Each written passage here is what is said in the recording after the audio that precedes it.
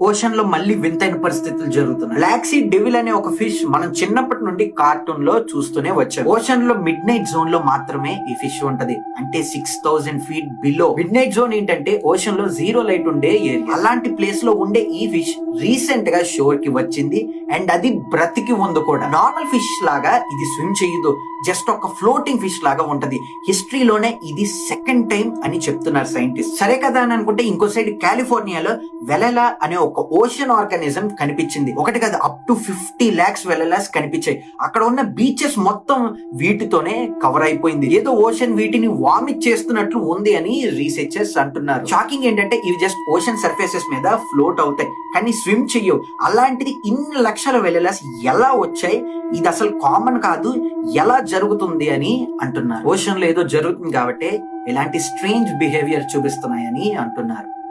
రెండో రాకడ సూచనల